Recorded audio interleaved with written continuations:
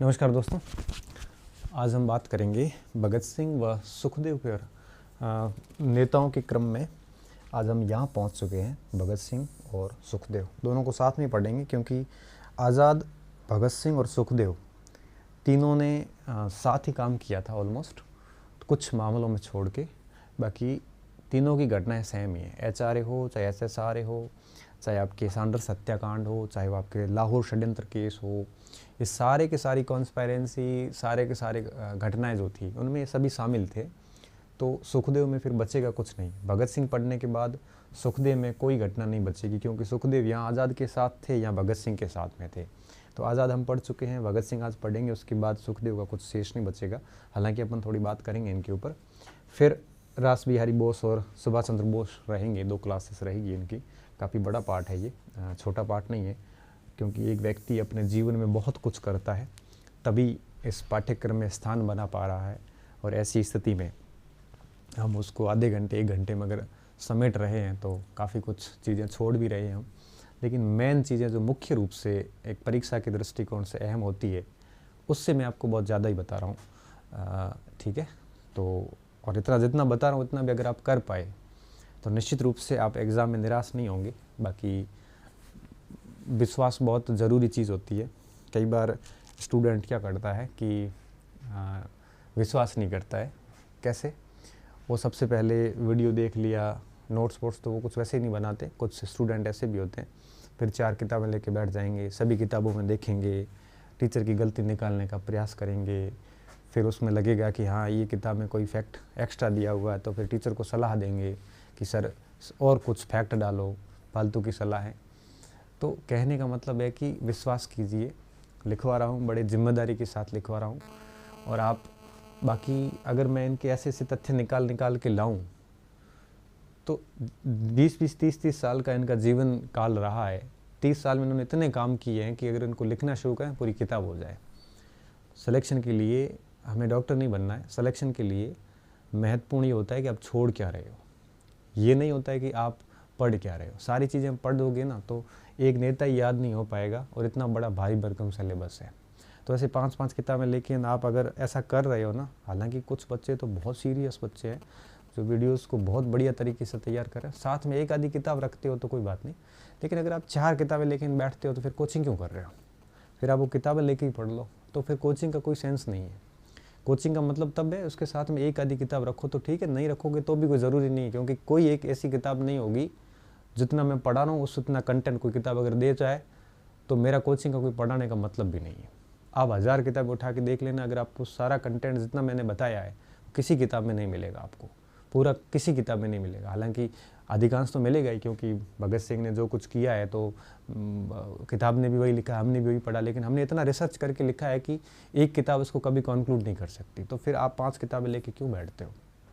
बेहतर है कि जो कुछ बताया जा रहा है उसको पढ़िए। ऐसे डेढ़ होशियार बनने की अगर कोशिश करोगे तो मैंने कई बच्चों को फेल होते भी देखा है, और कई सीरियस बच्चे चीज़ों को फॉलो करके अच्छे से है वो अपना सिलेक्शन है वो सुनिश्चित करवा लेते हैं।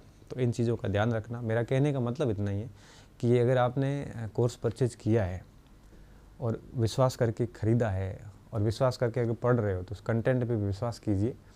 और हाँ, मैं इतना ज़रूर कहता हूँ कि अगर ये चीज़ें मैंने जो बताई उसको याद कर लेते हो, फिर आपको और ज़्यादा जानने की इच्छा होती है तो एक किताब लाइए, उसको पढ़िए। फिर आपको लगता है कि फिर आपको और टाइम मिलता है तो फिर और किताब लाइए। लेकिन परीक्षा के लिए ये सफिशिएंट है। आपका सिलेक्शन इसमें हो सकता है, बाकी आपको अगर और कुछ करना है तो अलग बात है, क्योंकि जो मुझे आता था उससे एक्स्ट्रा ही मैंने आपको बताया। जब हमने टॉप रैंक के साथ में फर्स्ट ग्रेड कॉलेज लेक्चर निकाले तो आप भी आराम से निकाल सकते हो। बाकी विश्वास करना ना करना आपके ऊपर है। ये बात इसलिए कह रहा हूँ, कुछ बच्चों के मैसेज आते हैं कि सर कुछ और फैक्ट लिखवाओ। क्या करोगे इकट्ठा करके? और इतने भी आपको किसी किताब में नहीं मिलेंगे। और मैं दावे के साथ कह रहा हूँ, जो मैंने पढ़ा है ना, ये भी आपने बहुत सारी चीज़ें सुनी भी नहीं होगी। फिर भी अगर आपको ऐसा है, लगता है कि भाई मैं और लिखना चाहिए तो 5 किताबें और लाइए। लेकिन जो बच्चे सीरियस है उनको मैं इतना कहूँगा, इसको याद कर लेना। परीक्षा के दिन आप मुझे याद करोगे कि वास्तव में सर ने पढ़ाया था और ऑलमोस्ट सब आ गया उसमें। इतना मैं दावे के साथ कह सकता हूँ। बाकी तो क्या है, 10 साल से पढ़ा ही रहे हैं, और ऑफलाइन वाले बच्चों को सब अच्छे से पता है कि पढ़ाई में से कितना कुछ आता है। ऑनलाइन वालों को थोड़ा सा अभी विश्वास कम है। कॉलेज लेक्चर वालों को भी नहीं था, फिर कम था। फिर जब पेपर हुआ और वर्ल्ड हिस्ट्री में 48 में से 46 प्रश्न है जिसके मैंने प्रूफ सहित सॉल्यूशन करके यूट्यूब पे डाला, तब उनको लगा कि हाँ वास्तव में प्रश्न आए। इतिहास दर्शन तो राजस्थान में कोई नहीं पढ़ाता था, और उस बैच को मैंने लिया और 45 प्रश्न आउट ऑफ 50 सीधे वहाँ से मिले। तब बच्चों को लगा कि सीरियसली एग्ज़ाम अप्रोच है। ठीक है, तो आप फ़ायदा लीजिए। चलो बात करते हैं शुरू भगत सिंह के ऊपर। ये भगत सिंह है, और भगत सिंह को कौन नहीं जानता, आप भी जानते हैं, हम भी जानते हैं। और फर्स्ट ग्रेड का शुक्र है आरपीएससी का कि फर्स्ट ग्रेड के पाठ्यक्रम में डाल के और सभी को अच्छे से जानने का अवसर हमें प्रदान किया। यहाँ से एक प्रश्न आने के पूरे आसार रहते हैं, तो अपन इसको शुरू कर रहे हैं अभी।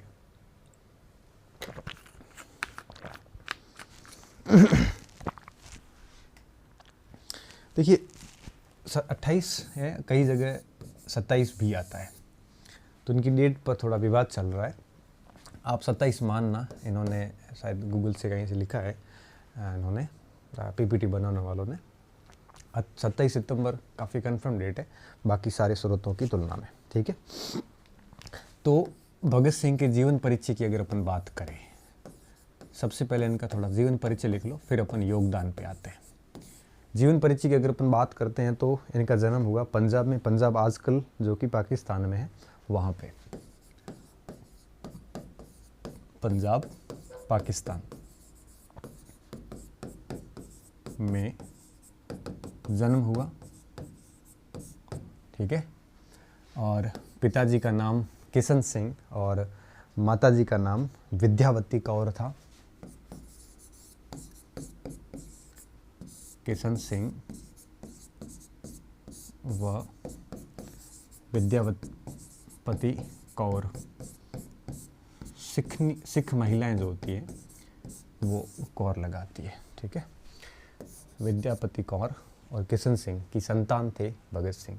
स्टार्टिंग में इनको जो दयानंद एंग्लो वैदिक स्कूल्स थे उसमें शिक्षा के लिए प्रवेश दिया गया, और उसके बाद में प्रवेश दिया गया। ठीक है, बाद में है वो 1923 में जो लाला जी ने कॉलेज खोला था, नेशनल कॉलेज लाहौर, जिसकी हम चर्चा बहुत पहले ही कर चुके हैं, तो 1923 में नेशनल कॉलेज लाहौर के स्टूडेंट बने। कहाँ? नेशनल कॉलेज लाहौर के स्टूडेंट बने, लाहौर के विद्यार्थी। ठीक है, अब यहाँ पे ये आपके सुखदेव वगैरह इन सब के संपर्क में आए, मित्रता हो गई एक प्रकार से, और यहाँ से क्रांतिकारी गतिविधियों में संलिप्त होना, उनमें भाग लेना शुरू करते हैं भगत सिंह। ठीक है, अब देखिए क्या हुआ। तो 1923 में नेशनल कॉलेज लाहौर के विद्यार्थी रहे, और उसके बाद में धीरे धीरे राष्ट्रीय गतिविधियों में भाग लेना आरंभ किया। ठीक है, या इसको अपन कह सकते हैं क्रांतिकारी गतिविधियों में भाग लेना शुरू किया। क्रांतिकारी गतिविधियों में भाग लेना शुरू किया, गतिविधियों में भाग लेना शुरू किया। अब देखिए इस समय क्या उम्र रही इनकी उम्र रही आपके 1907 में जन्मे हैं, और 1923-24 में इन्होंने ये भाग लेना शुरू कर दिया। तो आप सोचिए कि उस उम्र मुश्किल से 15 साल उम्र रही इनकी यहाँ पे, 15-17 साल। और इस उम्र में, कच्ची उम्र में 15-17 का आजकल का बच्चा 12वीं क्लास में आता है तो कितनी सोच होगी उसकी, बहुत ही एक बालपना होता है, उसमें मैच्योर भी नहीं होता। इस उम्र में ये आपके क्रांतिकारी गतिविधियों में शामिल हो गए। आगे क्या हुआ देखिए। अब हम बात करेंगे इनके जीवन परिचय की, होगी ये। अब इनका क्रांतिकारी गतिविधियों में जो योगदान था इनका, वो देखेंगे कि इन्होंने क्या क्या कार्य किए, वो सारी बातें आज हम करने वाले। सबसे पहली चीज, इन्होंने नौजवान भारत सभा, ठीक है, अब इसका गठन हुआ 1926 में। देखिए 23 तक तो कॉलेज में थे, 23-24 में, 25 में धीरे धीरे इन्होंने पंजाब के आसपास के युवाओं को इन्फ्लुएंस करना शुरू किया। और 25-26 में अगर अपन देखें, रिपोर्ट्स पढ़ते हैं तो सामने ये आता है कि उस समय पंजाब के जो युवा थे मोस्टली भगत सिंह के प्रभाव में थे और बहुत ज़्यादा प्रभाव में थे। इतना ज़्यादा इन्फ्लुएंस था वहाँ पे कि एक प्रकार से भगत सिंह ने जो कह दिया युवा उस बात को एक प्रकार से ब्लाइंडली उसको फॉलो करते थे, और जो कह दिया वो बात जो है वो पूरे उस क्षेत्र में एक प्रकार से स्वीकार्य होती थी। तो इतना इन्फ्लुएंस था भगत सिंह का उस उम्र में, 15-16 साल की उम्र में। आप सोच सकते हो कि 16-17 साल की कच्ची उम्र में अगर इतना इन्फ्लुएंस होगा तो अंग्रेज़ों को डर स्वाभाविक होगा। और देखिए क्या हुआ 1926 के अंदर इन्होंने क्या किया। 1926 में इन्होंने नौजवान भारत संघ की स्थापना की। देखिए 1926, अब 19 वर्ष की उम्र होगी इनकी। मार्च 1926 में लाहौर में भगत सिंह, जो कि सभा के क्या बने, महामंत्री बने, भगत सिंह, यशपाल व छबलीदास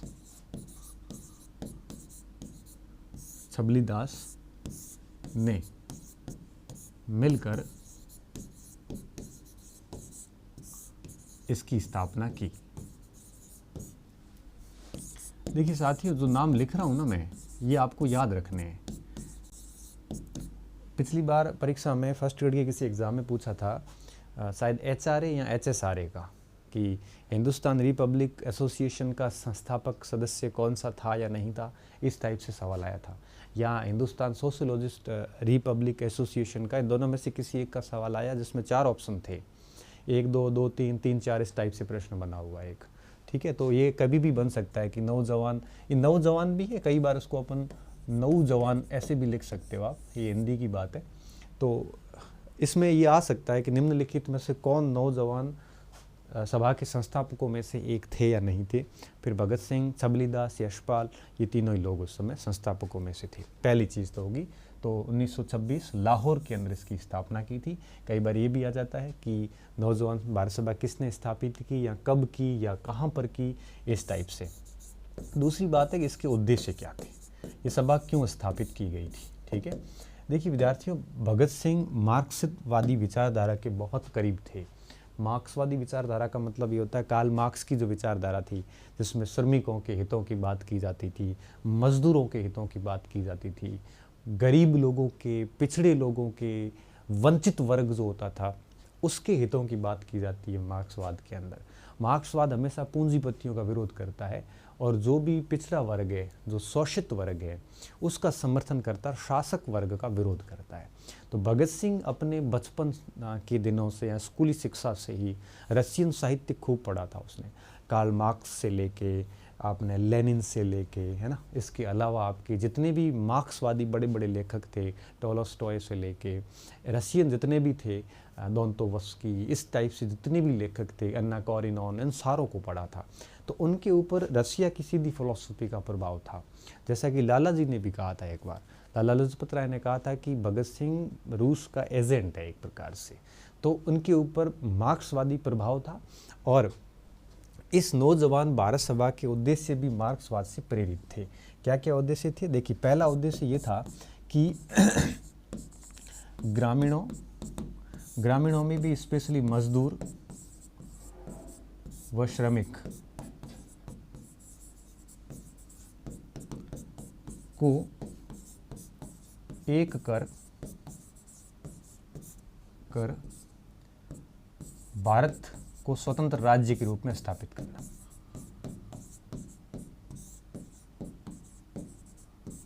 ठीक है, तो पहला इनका उद्देश्य क्या था नौजवान भारत सभा का, कि ग्रामीणों अर्थात मजदूर और श्रमिकों को एक करके भारत को एक इंडिपेंडेंस स्टेट के रूप में कन्वर्ट करना। पहला उद्देश्य ये था। दूसरा ये था कि युवाओं में देशभक्ति की भावना को भरना। युवाओं में देशभक्ति की भावना विकसित करना।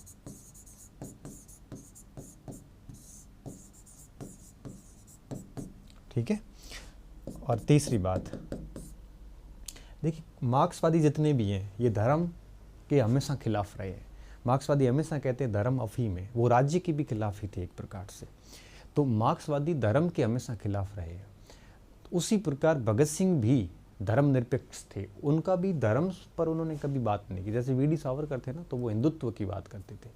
जिन्ना थे तो वो मुस्लिम राज्य की बात करते थे।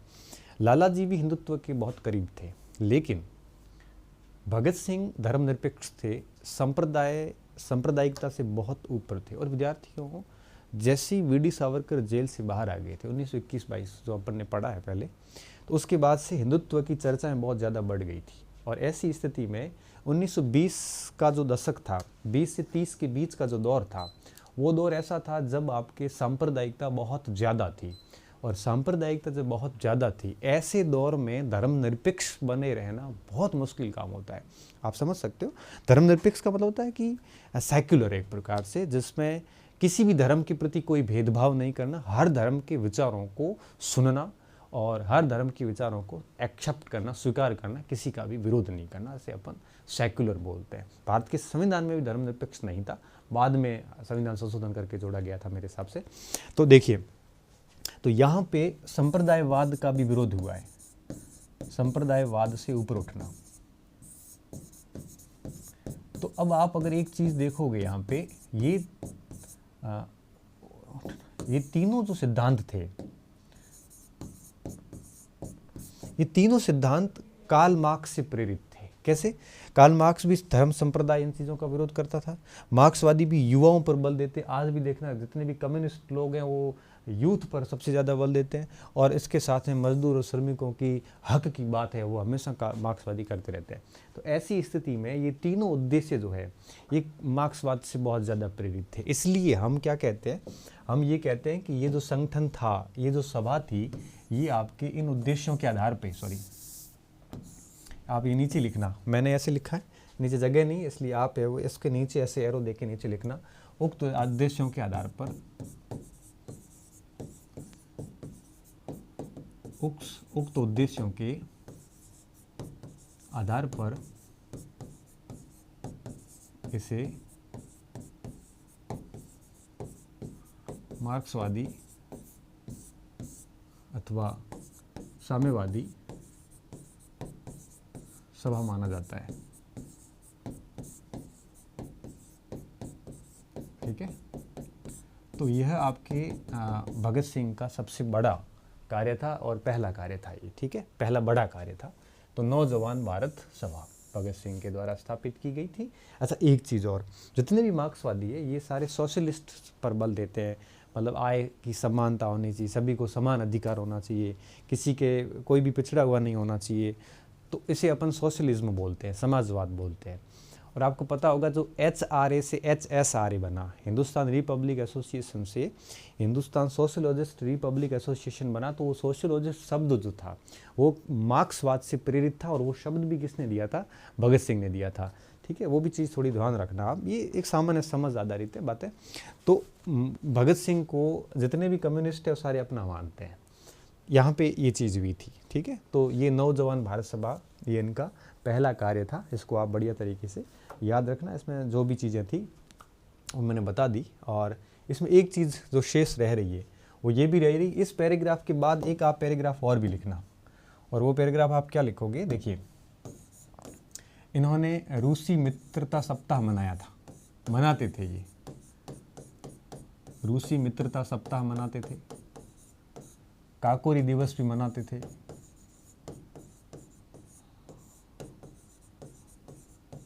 मनाया जाता था। ये भी आप साथ में लिख लेना। रूसी क्यों?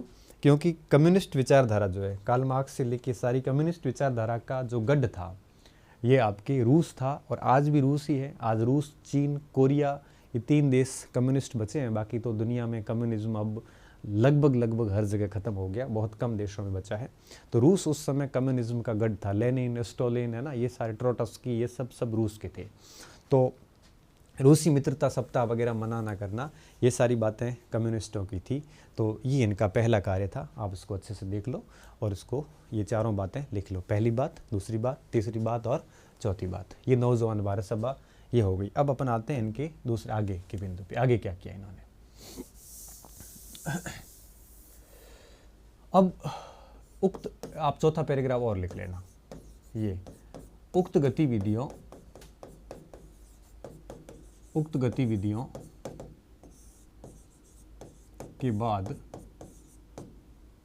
के बाद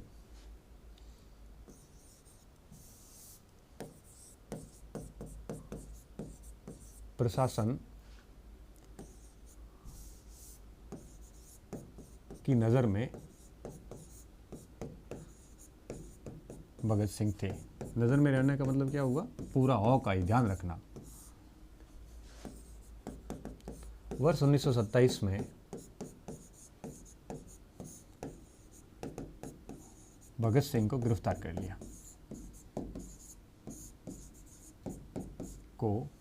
कर लिया, किस बेस पे, ये कहा कि आपने लाहौर में बम इकट्ठे करके रखे थे। झूठा इल्ज़ाम था, लेकिन बहुत जल्द रिहा भी कर दिया। निजी मुचलके के ऊपर 60,000 रुपये का कुछ मुचलका डाल के रिहा भी कर दिया था। मुचलका मतलब जुर्माना एक टाइप से, को गिरफ्तार किया, मगर जल्द रिहा कर दिया। ठीक है, क्या कर दिया, रिहा कर दिया। और अब क्या हुआ, 1927 चला गया और अब आया 1928 वापस वही बातें, सैंडर्स हत्याकांड आ जाएगा। और सैंडर्स हत्याकांड हम अच्छे से समझ चुके हैं, आपको दिक्कत नहीं होनी चाहिए। और सैंडर्स हत्याकांड ये अगले पैराग्राफ में आप आगे वापस ये लिखोगे कि वर्ष 1928 में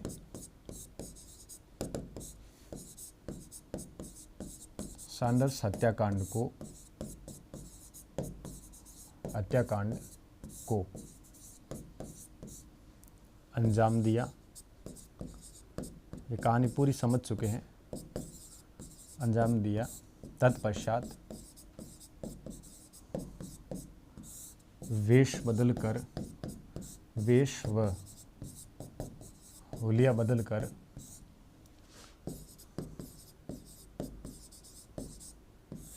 कलकत्ता पहुंचे।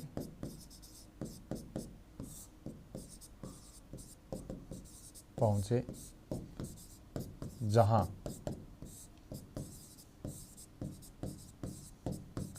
दिसंबर में कांग्रेस अधिवेशन में भाग लिया। पुलिस पीछे चल रही थी, अधिवेशन में भाग लिया। ठीक है, पुलिस पीछे चल रही थी।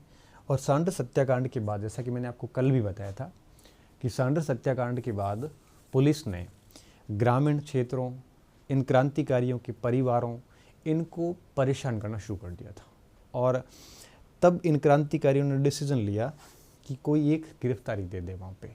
अगर गिरफ्तारी दे देंगे तो कम से कम फैमिली को जो टॉर्चर किया जा रहा है उससे एक प्रकार से मुक्ति मिल जाएगी, इतना परेशान है वो होना नहीं पड़ेगा। तो उसके बाद इन्होंने निर्णय लिया कि अब ऐसे सीधी तो कैसे गिरफ्तारी करें, ऐसे आत्मसमर्पण तो नहीं कर सकते। तब इन्होंने डिसीजन लिया कि हम वो कोई एक ऐसा और कांड करते हैं और उस कांड के बाद हम गिरफ्तारी दे देंगे।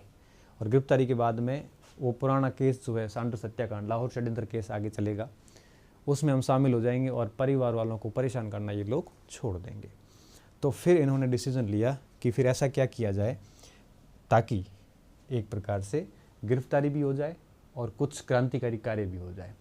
तब इन्होंने दिल्ली के अंदर जो सेंट्रल असेंबली थी, केंद्रीय असेंबली या केंद्रीय विधान परिषद जो थी, विधानसभा जैसे आप कह सकते हो, वहाँ पे इन्होंने बम फेंका और बम फेंक कर अपनी गिरफ्तारी दी। देखो हुआ क्या था, तो यहाँ तक बात आपको समझ में आ गई होगी, भाग लिया। और अब मैं आगे के पैराग्राफ पे जा रहा हूँ और आगे के पैराग्राफ पे हम क्या लिखेंगे, दूसरी घटना। ठीक है, पहली घटना हमने क्या लिखी है, नौजवान भारत सभा, और ये सारी चीज़ें आपको इसमें लिख लेनी है। ठीक है, और ये थोड़ा नोट करके डाल सकते हो। और अगला पॉइंट आएगा आपके केंद्रीय असेंबली दिल्ली में बम कांड अंजाम दे दिया। भाई दिल्ली याद रखना, एक बार ऑप्शन परीक्षा में सवाल आ गया कि भगत सिंह ने कौन सी केंद्रीय असेंबली में बम फेंका था। दिल्ली भी था, लाहौर भी था, और बहुत सारे लोग लाहौर करके आए और कई किताबों में भी लाहौर ही लिखा हुआ है। ऐसी स्थिति में गलती के चांसेस बढ़ जाते हैं, तो थोड़ा यहाँ पे ध्यान रखना। अब घटना क्या हुई थी मैं पहले आपको थोड़ा सा बता देता हूँ, उसके बाद हम इसको लिखते हैं। देखो बात है 8 अप्रैल 1929 की। मैंने कहा ना गिरफ्तारी भी देनी थी और कुछ क्रांतिकारी भी करना था। केंद्रीय असेंबली मतलब आप यूँ समझिए पार्लियामेंट, आज की संसद मान लो आप। संसद का अधिवेशन शुरू होने वाला था और इन्होंने पहले ही तय कर लिया था कि इस अधिवेशन में हम क्या करेंगे, ब्रिटिश सरकार के उन 2 कानूनों का विरोध करेंगे, उन 2 बिलों का विरोध करेंगे जो सरकार लाने वाली थी। बिल क्या थे, एक ट्रेड डिस्प्यूट बिल था, एक पब्लिक सेफ्टी बिल था। इन 2 बिलों को केंद्रीय विधान परिषद या यूँ कहिए सेंट्रल असेंबली में पारित करके कानून बनाया जाना था और इन दोनों का विरोध करना था इनको। अब 2 उद्देश्य हो गए, बिलों का भी विरोध हो जाएगा, गिरफ्तारी भी दे देंगे ताकि गांव वालों को और फैमिली को परेशान नहीं करेंगे, क्योंकि सांडर्स हत्याकांड के बाद पुलिस जांच के लिए है वो हर प्रकार से प्रयास है वो कर रही थी। अब क्या हुआ, अब इन्होंने रेकी कर ली पूरी दिल्ली की उस केंद्रीय असेंबली की, और उस समय केंद्रीय असेंबली के अध्यक्ष विट्ठल भाई पटेल थे, जो कि वल्लभ भाई पटेल के बड़े भाई थे। और अब क्या हुआ, इन लोगों ने साथ में बटुकेश्वर दत्त और भगत सिंह, इन दोनों ने केंद्रीय असेंबली में 8 अप्रैल 1929 को प्रवेश किया। गैलरी में खड़े रहे ये, नीचे सदस्य पूरे बैठे थे, जिन्ना भी था और पटेल भी थे, साथ साथ में आपके मदन मोहन मालवीय भी थे, साइमन भी था जो कि साइमन कमीशन वाला, बहुत सारे लोग थे, और अध्यक्ष पद पे विट्ठल भाई पटेल बैठे थे। अब मतदान शुरू हुआ। सबसे पहले इन्होंने पब्लिक सेफ्टी बिल रखा, ठीक है। पब्लिक सेफ्टी बिल का उद्देश्य जो था वो सिर्फ इतना ही था कि कम्युनिज्म को कैसे भी करके भारत में तोड़ना था। तो पब्लिक सेफ्टी बिल जब रखा, उसके ऊपर मतदान चल रहा था, और पब्लिक सेफ्टी बिल के ऊपर जब मतदान चल रहा था तो उस समय मतदाता जो है वो जब मतदान हुआ तो 61 में बराबर हो गया। तो फिर अध्यक्ष कास्टिंग वोट करता है, निर्णायक मत करता है, और विट्ठल भाई पटेल ने उसके खिलाफ निर्णायक मत दिया। उस समय वो जो बिल था पब्लिक सेफ्टी बिल, वो तो उसी समय निरस्त हो गया, खारिज हो गया। अब दूसरा बिल रखा ट्रेड डिस्प्यूट बिल, और ट्रेड डिस्प्यूट बिल आपके पारित हो गया।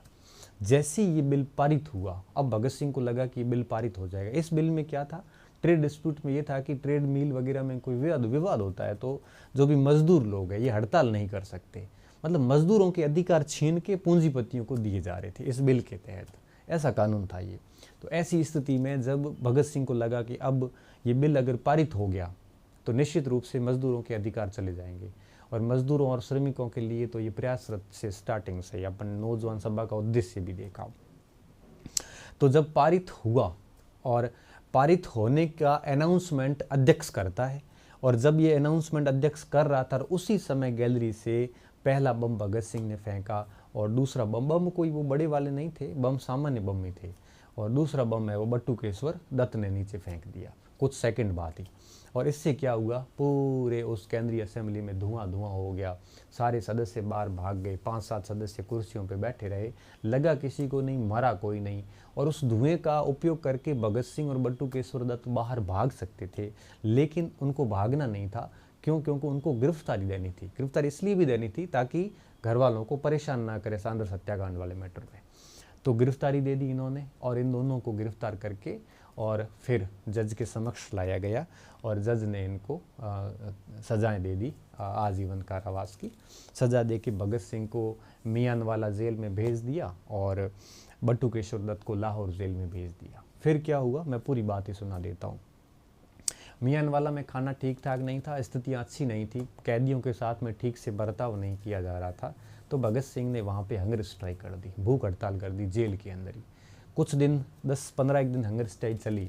उसके बाद में जुलाई के आसपास भगत सिंह को लाहौर जेल में शिफ्ट कर दिया गया।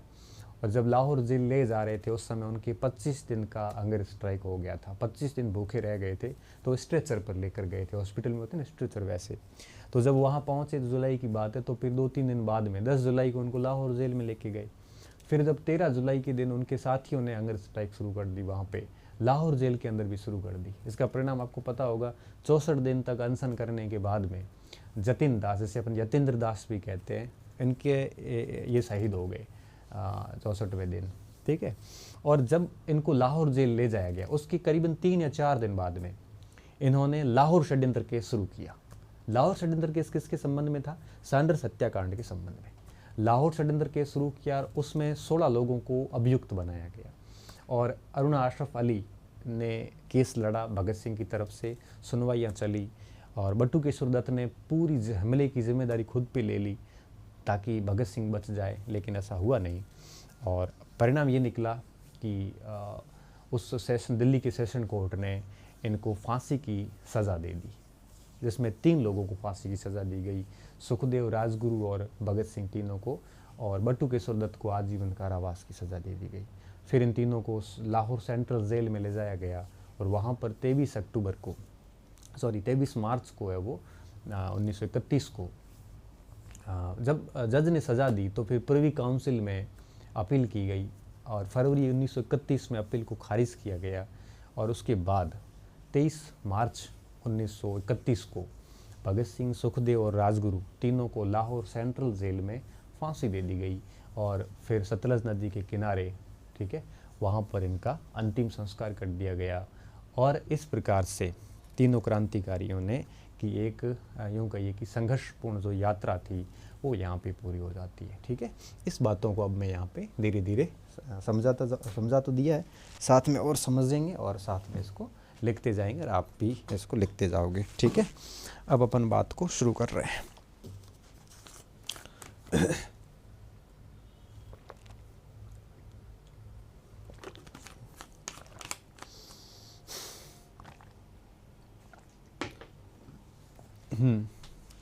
असेंबली में बम कांड।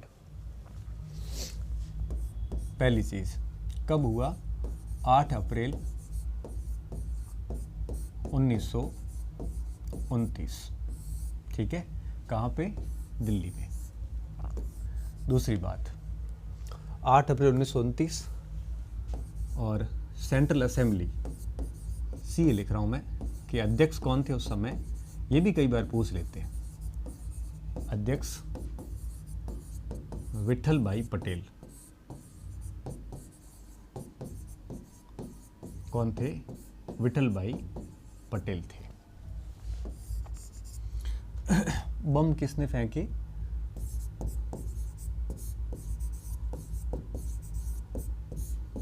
भगत सिंह व बटुकेश्वर दत्त ने बम फेंके तथा गिरफ्तारी दी।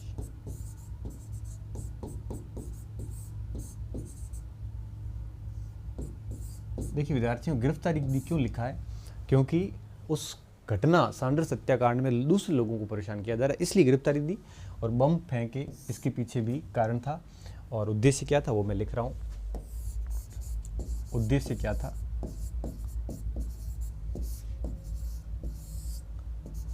पब्लिक सेफ्टी बिल, सार्वजनिक सुरक्षा विधेयक,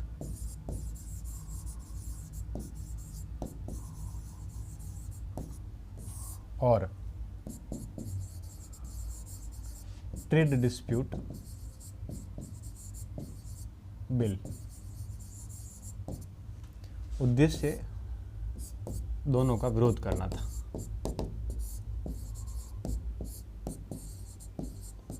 बिल क्या थे? बेसिक सामान्य बता देता हूँ।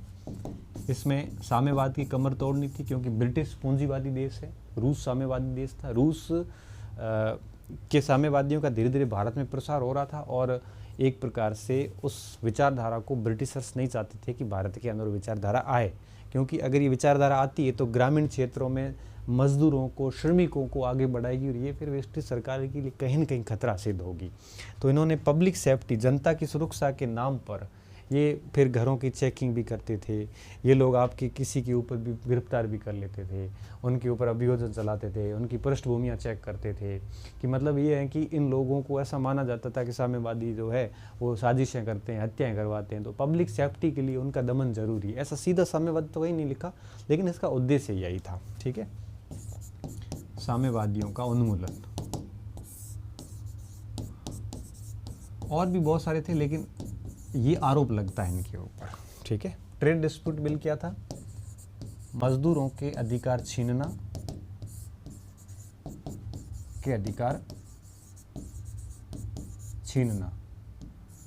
मजदूरों के हड़ताल वगैरह का जो अधिकार है वो छीनना था। ठीक है, तो ये दो बिल थे। अब देखो क्या हुआ, मैं दोनों के बारे में लिख लेता हूँ। यह बिल पारित नहीं हुआ, यह मतदान या यूँ कहिए खारिज हो गया, क्योंकि 61 पक्ष में पड़े और 62 वोट विपक्ष में पड़े, तो इस बिल की तो कोई दिक्कत आई नहीं। मगर ये पारित हो गया,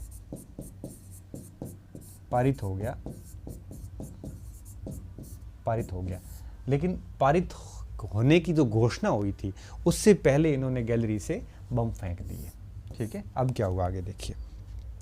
तो कब हुआ, अध्यक्ष कौन थे उस समय, किसने किया, उद्देश्य क्या थे, बिल क्या थे, ये सारी बात आ गई। अगले पॉइंट पे मैं ले रहा हूँ कि इस जैसे ही इन्होंने बम फेंके, ठीक है, अब देखो बम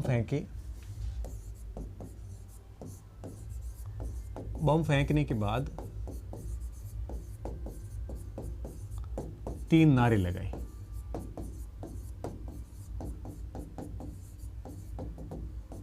पहला था लॉन्ग लाइव रिवॉल्यूशन, इंकलाब जिंदाबाद।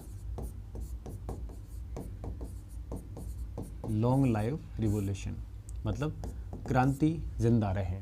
ठीक है, इंकलाब मतलब क्रांति। और दूसरा था डाउन इम्पेरियलिज्म, साम्राज्यवाद का पतन हो या साम्राज्यवाद नीचा गिरे, या इसको कई बार ऐसे भी लिखते हैं down Union Jack. Union Jack झंडा है आपके ब्रिटेन का, ठीक है, इसको नीचे लाओ। और तीसरा था आपके दुनिया के मजदूरों एक हो जाओ, worker around the world be unite, ऐसा इनका तीसरा था। Workers of the world unite, workers of the world unite. ये 3 नारे दिए इन्होंने उस समय और साथ साथ में अपनी गिरफ्तारी भी दे दी। अब इसका परिणाम क्या निकला, ठीक है, आप ये पॉइंट लिखते जाना साथ में। कितने हो गए? 4 पॉइंट ये हो गए, 5वां बिंदु और अब ये 6ठा बिंदु। दोनों को गिरफ्तार कर लिया गया, दोनों को गिरफ्तार कर लिया गया। ठीक है, अच्छा एक चीज ध्यान रखना, इसमें किसी की हत्या नहीं हुई, कोई मरा नहीं है ना, ये भी ध्यान रखना। ठीक है, किसी की हत्या नहीं हुई थी, हत्या करना इनका उद्देश्य भी नहीं था दोनों को। अच्छा एक ये लिखने से पहले एक और चीज़ लिखना, इसके संबंध में इन्होंने इस समय जब इन्होंने ये नारे दिए, नारों के साथ साथ भगत सिंह ने एक और भी बात कही असेंबली के अंदर ही, कि व्यक्ति मर सकता है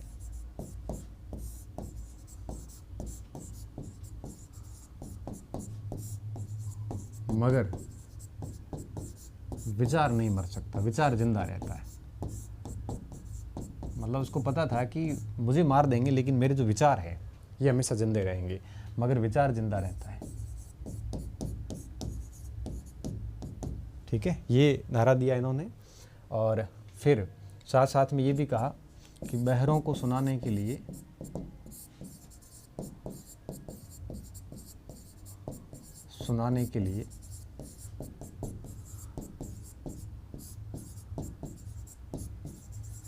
बम की आवाज़ ज़रूरी, इस टाइप से कोई पूरी पंक्ति आती है। तो ये इन्होंने ऐसी बातें कही थी उस समय। तो इनका मेन मोटो किसी को मारना नहीं था, मेन मोटो ये था कि दोनों बिलों के विरोध प्रदर्शन करना और जनता को जागृत करना कि ब्रिटिश सरकार कैसे कैसे कानून बना के काम कर रही है। तो बहरों को सुनाने के लिए इस प्रकार के बमों की एक प्रकार से रहती है। तो इसका थोड़ा ध्यान रखना, कई बार ऐसे स्टेटमेंट आ जाते हैं। ये सारा किया और अब हम अगले स्लाइड पे आते हैं और इस पे लिखेंगे कि इस कांड के बाद क्या हुआ। अगले पैराग्राफ में आप लिखना, इस कांड के बाद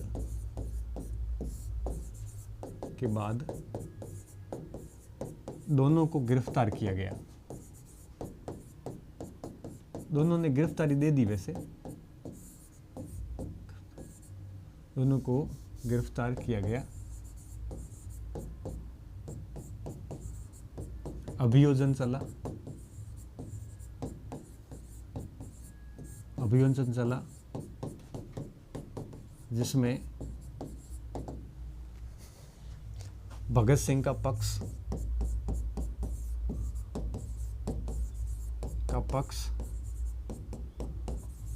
आसफ अली की पत्नी थी अरुणा आसफ अली ने रखा।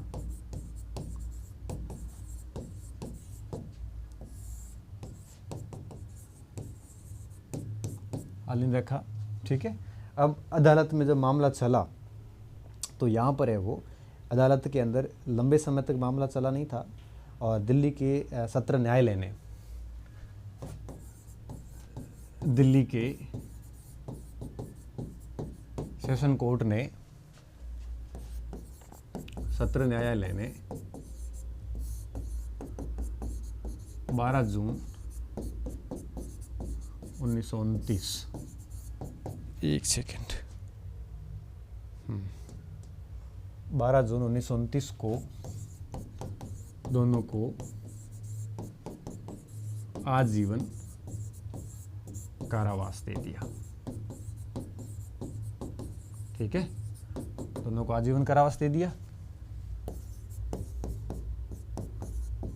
भगत सिंह को मियानवाला जेल तथा दत्त को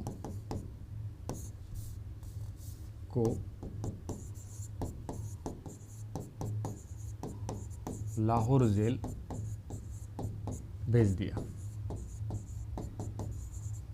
ठीक है, फिर आगे लिखना, जेल में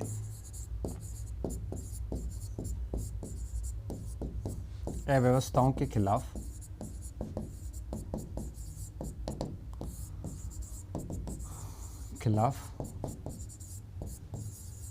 भूख हड़ताल आरंभ की। दोनों ने कर दी थी, दोनों ने की है ना, भूख हड़ताल आरंभ की।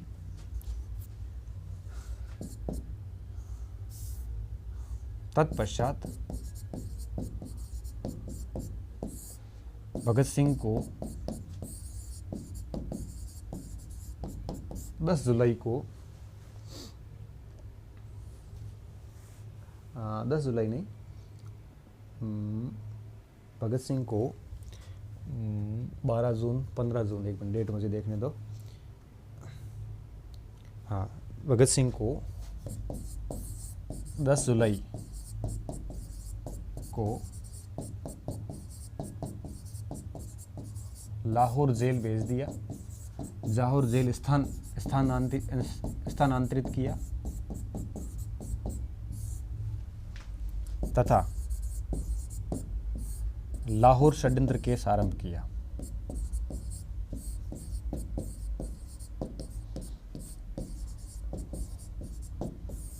ये षड्यंत्र केस किसका था? सैंडर्स वाला।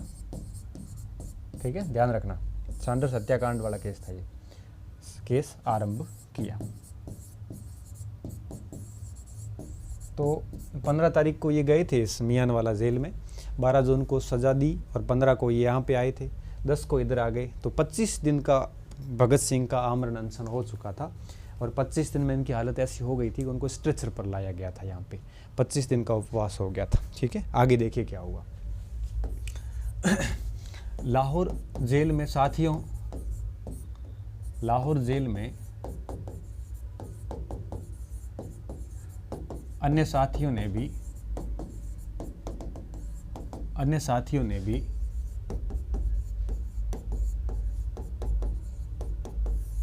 13 जुलाई को अनशन शुरू कर दिया या भूख हड़ताल शुरू कर दी। भूख हड़ताल शुरू कर दी।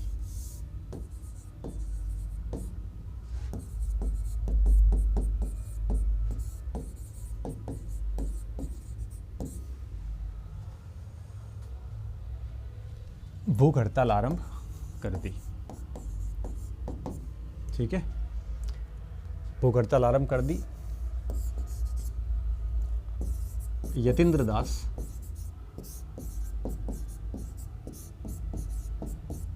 शादी वालों ने ऐसा दुख दिया है, उसकी खुशी मानी। बच्चे पढ़ रहे हैं, गुरुजी पढ़ा रहे हैं और लोग शादियों में बड़े मस्त हैं।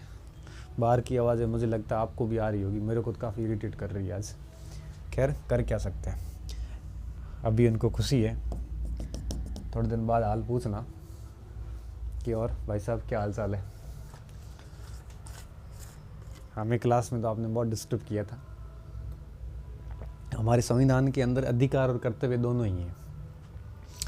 साथ में इसलिए रखते हैं कि टैप बजाना, जैसे डेक बजाना आपका अधिकार है, लेकिन वॉल्यूम कम करना आपका कर्तव्य है। क्यों? क्योंकि पड़ोसी के अधिकार का हनन करना आपके पास अधिकार नहीं है। तो ये तो जीवन जीने की जो स्वतंत्रता उसके खिलाफ है ये, लेकिन करे क्या, हमारा भारत है, ये ऐसे ही चलता है।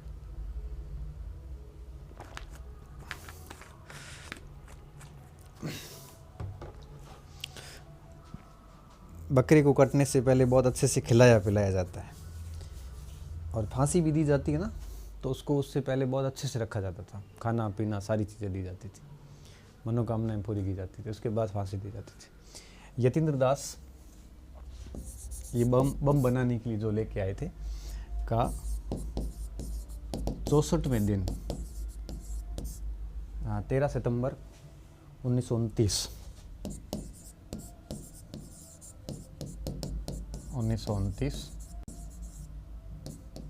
को शहीद हो गए।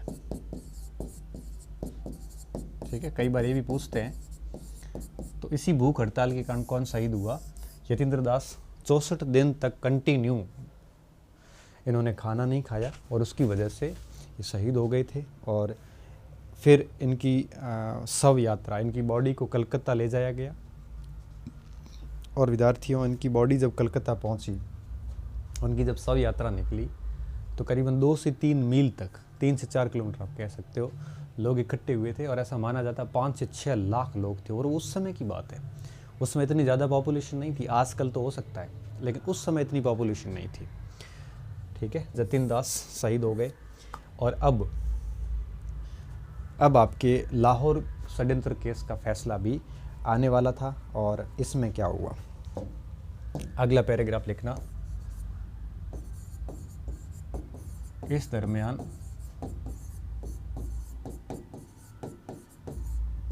लाहौर षड्यंत्र मामले में 16 क्रांतिकारियों को अभियुक्त बनाया गया। क्रांतिकारियों को अभियुक्त बनाया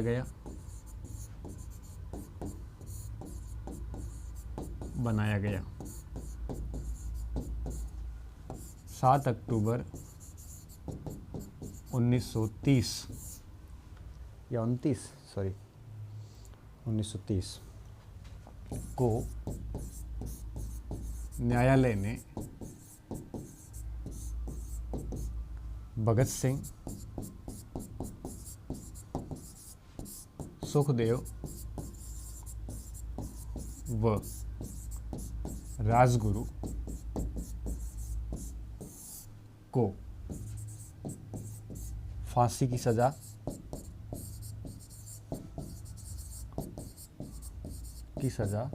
दी। अन्यों को फिर किसी को काले पानी की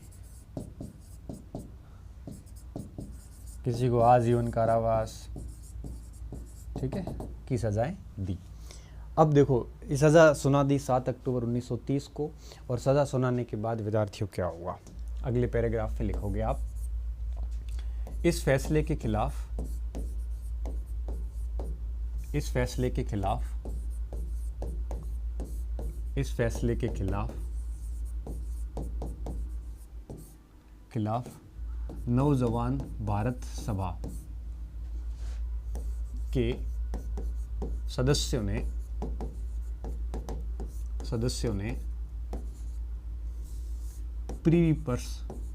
प्रीवी काउंसिल में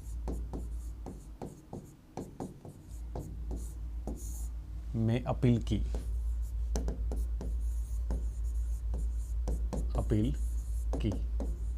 मगर फरवरी 1931 को यह अपील खारिज हो गई।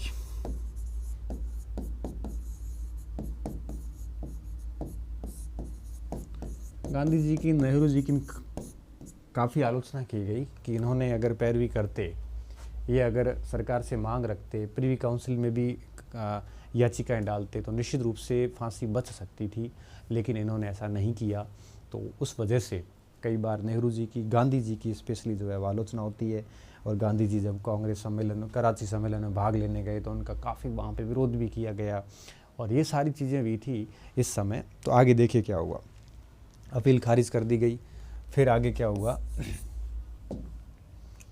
अब 23 मार्च, हालांकि फैसला सुनाया उसमें 24 मार्च को फांसी देनी थी, प्रस्तावित 24 की थी, लेकिन जनता का विरोध देखते हुए इन्होंने एक दिन पहले ही, रात्रि को इन्होंने वो क्या कर लिया, इनको फांसी दे दी गई। और इनको पता था कि अगर हो सकता है कि अगर आज शाम को नहीं दी और 24 तारीख को जनता जेल पर भी अटैक कर सकती थी। ऐसी स्थिति में इन्होंने क्या किया, पूर्व रात्रि को ही फांसी दे दी। ठीक है, 23 मार्च 1931 को लाहौर सेंट्रल जेल में, लाहौर सेंट्रल जेल में तीनों क्रांतिकारियों को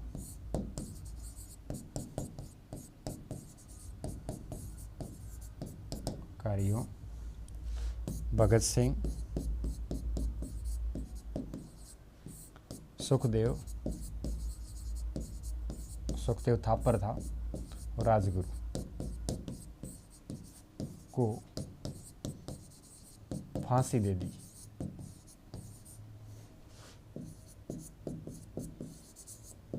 ठीक है, क्या कर दी, फांसी दे दी। और फिर आगे लिखना, तत्पश्चात रात्रि में ही, तत्पश्चात सतलज नदी के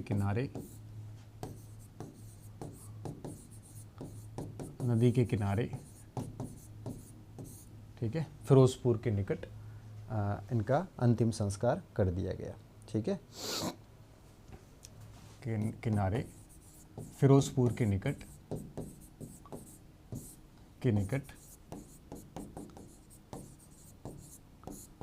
अंतिम संस्कार कर दिया गया।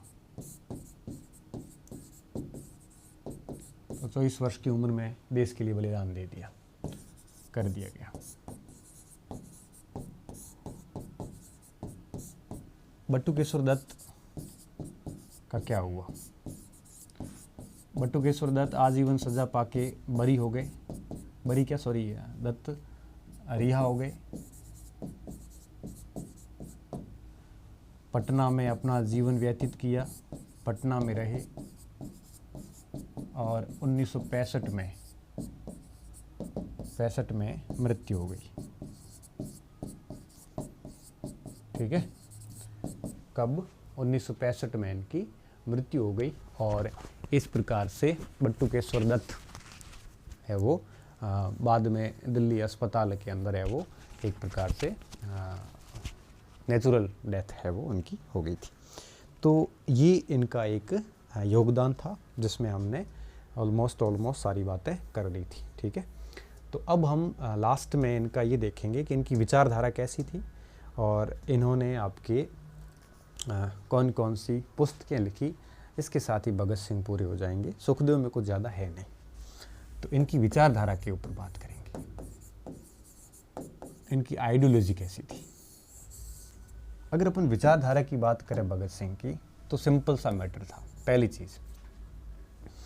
पहली चीज़ ये कि वो मार्क्सवाद के बहुत नज़दीक थे।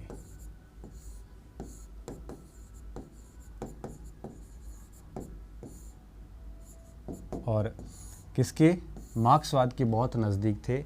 ऐसा कैसे कह सकते हैं? क्योंकि एक तो उनके ऊपर रशियन लिटरेचर का बहुत प्रभाव था, रशियन नेताओं का बहुत प्रभाव था, और कार्ल मार्क्स के जो विचार थे उनका भी इनके ऊपर बहुत ज़्यादा प्रभाव था। और ये प्रभाव पड़ा कैसे?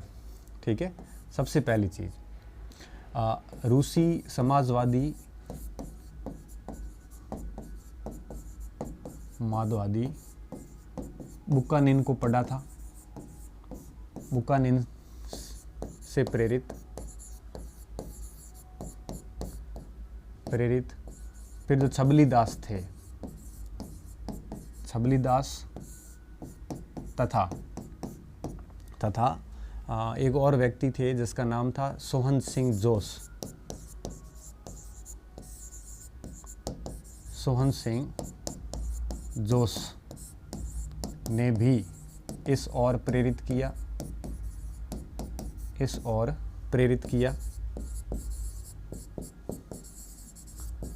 विद्यार्थियों, सोहन सिंह जोश एक पत्रिका के संपादक थे जिसका नाम था कीर्ति पत्रिका आती थी इनकी। ठीक है, तो ये इनसे प्रभावित थे। इसके अलावा अगर अपन देखें तो गांधीयन या गांधी जी के जो दर्शन था, गांधी जी की विचारधारा के खिलाफ थे, विचारधारा के पक्ष में नहीं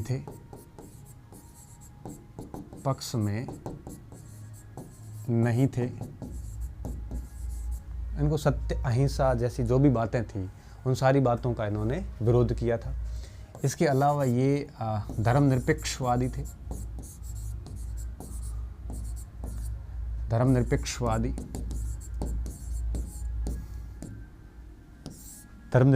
थे। धार्मिक होने के कारण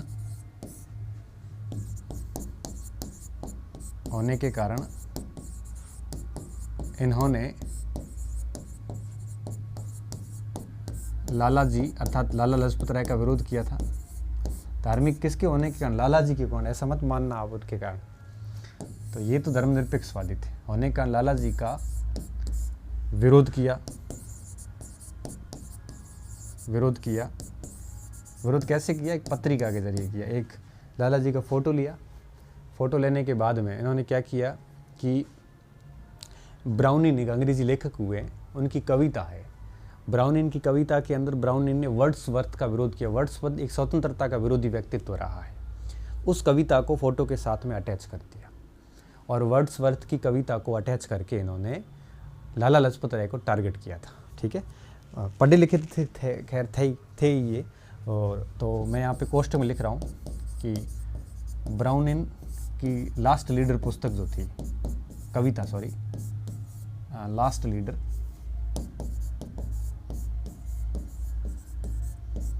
ब्राउनिन की लास्ट लीडर कविता का उपयोग करके इन्होंने साथ में फ़ोटो लगा के लाला जी का और विरोध किया। जवाब में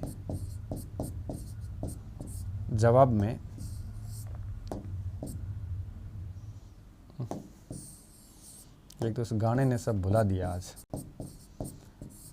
आप लोगों की जब शादी हो ना तो कभी भी ऐसे ज़ोर से मत बजाना। कईयों की तो खैर हो ही गई होगी, बट हो जाए तो ऐसे किसी को ज़ोर से गाने बजा के आसपास के लोगों को कभी परेशान मत करना। जवाब में लाला जी ने भगत सिंह को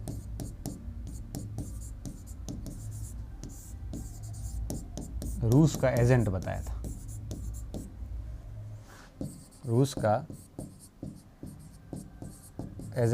था।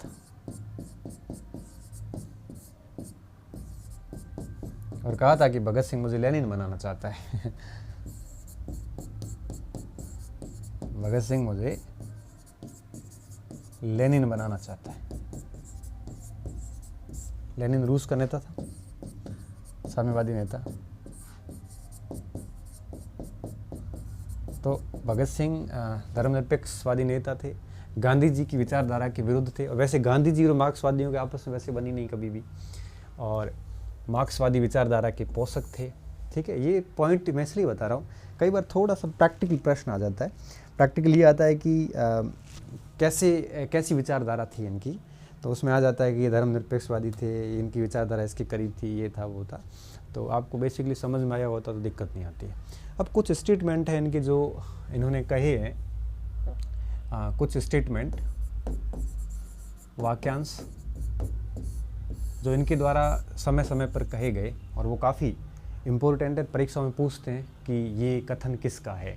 ठीक है, इन्होंने एक जगह कहा था कि मैं आतंकवादी नहीं हूँ, मैं आतंकवादी नहीं हूँ बल्कि क्रांतिकारी हूँ।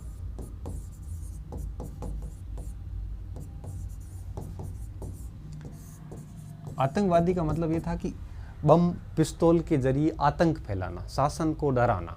क्रांतिकारी का मतलब होता है कि बदलाव करना, चेंजेस लाना। ठीक है, तो इन दोनों में बड़ा फ़र्क होता है। इन्होंने कहा था कि मैं आतंकवादी नहीं हूँ, मैं क्या हूँ, मैं क्रांतिकारी हूँ और क्रांति पर विश्वास करता हूँ, ऐसा इन्होंने कहा था। ठीक है, और क्रांतिकारी हूँ, हमें क्रांति पर विश्वास है। किस पर विश्वास है? क्रांति पर विश्वास है। हमें युवाओं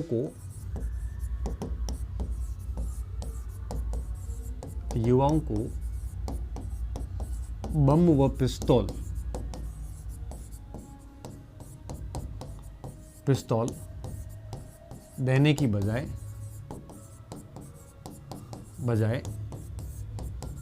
ग्रामीण क्षेत्रों में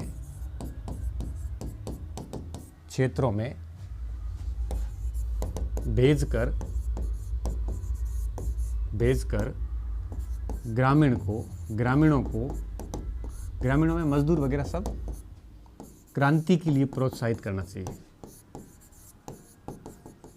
क्रांति के लिए प्रोत्साहित करना चाहिए।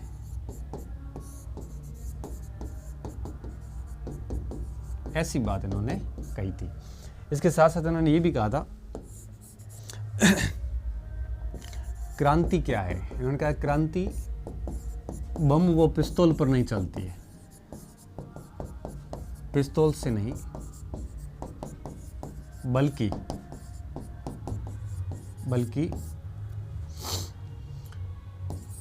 समाज की अन्यायपूर्ण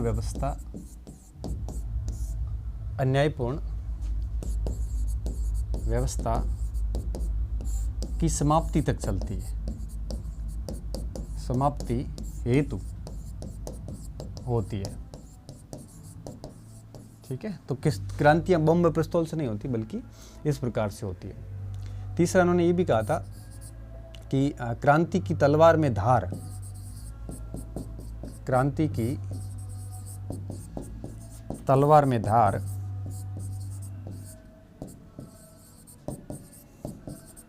वैचारिक पत्थर से आती है,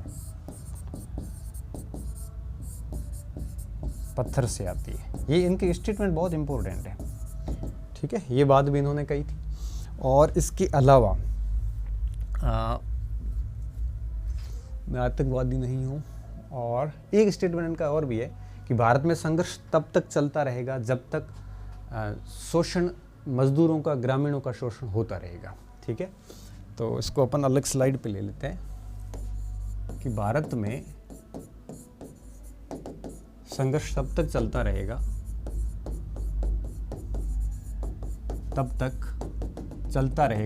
जब तक शोषण होता रहेगा।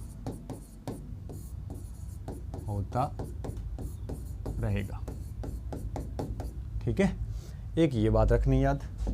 ये तो होगी इनकी विचारधारा। और अब लास्ट में विद्यार्थियों लिखेंगे इनकी पुस्तकों के नाम। इन्होंने कौन कौन सी किताबें लिखी थी, ये नाम हमारे लिए बहुत ज़्यादा ज़रूरी है, परीक्षाओं में ये अक्सर पूछे जाते हैं। पहली किताब है इनकी why I am an atheist, मतलब मैं नास्तिक क्यों हूँ, मैं नास्तिक क्यों हूँ। दूसरी किताब लिखी इन्होंने door to death, door to death, ये इनकी आत्मकथा थी। तीसरी लिखी my dream land, and my dream land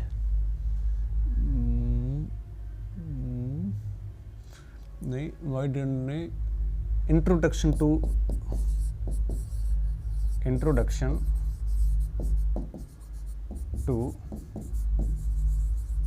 dream land, ठीक है। चौथी थी आइडिया ऑफ नेशन, पांचवी थी idea of freedom, idea of